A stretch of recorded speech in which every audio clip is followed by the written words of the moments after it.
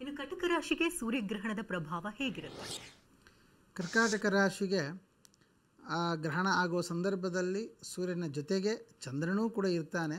ಆದ್ದರಿಂದ ಅವರಿಗೆ ವೈಯಕ್ತಿಕವಾಗಿರ್ತಕ್ಕಂತಹ ಕೆಲವು ತೊಂದರೆಗಳು, ಅಂದರೆ ದುರ್ಬುದ್ಧಿ ಬರುವಂತಹದ್ದು, ಅಥವಾ ನನಗೆ ಯಾರೂ ಇಲ್ಲ, ಸಹಾಯಕರೇ ಇಲ್ವಾ, ನಾನು ನಿಸ್ಸಹಾಯಕನಾಗಿಬಿಟ್ಟೆ, ಅಲೋನ್ ಅಂತ ಫೀಲ್ ಆಗುವಂತಹದ್ದು.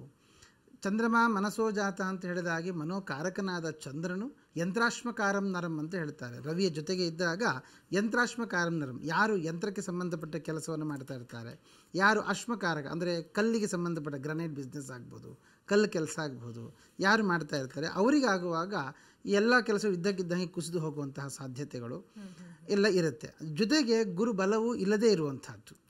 ಗುರು ಬಲವೂ ಇಲ್ಲದೆ ಇರುವಂತಹದ್ದು 9ರಲ್ಲಿ ಶನಿಯ ಒಂದು ಯೋಗ. ಹಾಗಾಗಿ ಭಾಗ್ಯಸ್ಥಾನದಲ್ಲಿ ಪಾಪಗ್ರಹರ ಯೋಗ ಬಂತು ಅಂತ ಆದಾಗ ಏನೊಂದು ಕೈಗೆ ಸಿಕ್ಕ ಹಣ್ಣು ಬಾಯಿಗೆ ಸಿಗೋದಿಲ್ಲ ಅಂತ ಹೇಳ್ತಾರಲ್ವ, ಆ ರೀತಿ ಎಲ್ಲ ನಮ್ಮ ಕಣ್ಣು ಮುಂದೆ ಕಾಣ್ತಾ ಇರುತ್ತೆ. ಅದು ಎಲ್ಲೋ ಒಂದು ಕಡೆಯಲ್ಲಿ ಕೈ ತಪ್ಪಿ ಹೋಗ್ತಾ ಇರುತ್ತೆ. ಹಣಕಾಸು ವಿಚಾರವಾಗಿ, ಆರ್ಥಿಕತೆ ವಿಚಾರವಾಗಿ ಹೊಡೆತ ಬರುತ್ತೆ. ಯಾಕಂದ್ರೆ ದ್ವಿತೀಯಾಧಿಪತಿಯಾದ ರವಿಯೂ ಅವನು ಕನ್ಯಾ ರಾಶಿಯಲ್ಲಿ ತೃತೀಯ ಸ್ಥಾನದಲ್ಲಿ ಕ್ರಮ ವಿಕ್ರಮ, ಅಂದರೆ ಈಗ ಒಂದು ಫೈನಾನ್ಷಿಯಲ್ ನಾವು ಮೇಂಟೈನ್ ಮಾಡ್ತಾ ಬರ್ತಾ ಇರ್ತೇವೆ, ಇದ್ದಕ್ಕಿದ್ದ ಹಾಗೆ ಏನೋ ಒಂದು ಹೊಡೆತ ತಲೆ ಮೇಲೆ ಬೀಳುತ್ತೆ, ಅದಕ್ಕೊಂದಿಷ್ಟು ಖರ್ಚು.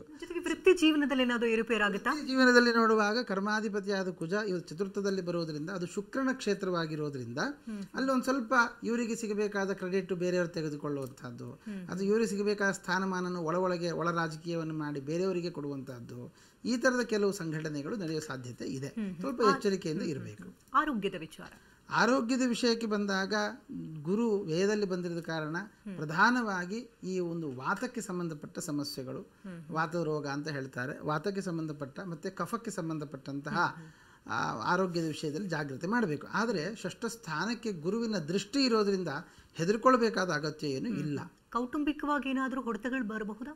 ಕೌಟುಂಬಿಕವಾಗಿ ಭಿನ್ನಾಭಿಪ್ರಾಯಗಳು ಜಾಸ್ತಿ ಆಗುತ್ತೆ. ಗಂಡ ಹೆಂಡತಿಯರ ಮಧ್ಯದಲ್ಲಿ ಭಿನ್ನಾಭಿಪ್ರಾಯ ಜಾಸ್ತಿ ಆಗುವಂಥದ್ದು, ಸ್ತ್ರೀಯರಿಗೆ ಉನ್ಮತ್ತತೆ ಅಂತ ಹೇಳ್ತಾರೆ, ಸಣ್ಣ ವಿಷಯಕ್ಕೆ ತುಂಬ ಕೋಪ ಜಾಸ್ತಿ ಆಗುವಂಥದ್ದು, ಅದರ ಅನಾಹುತಗಳು ತುಂಬ ದೊಡ್ಡ ಪರಿಣಾಮ ಬೀರೋ ಸಾಧ್ಯತೆ ಇದೆ.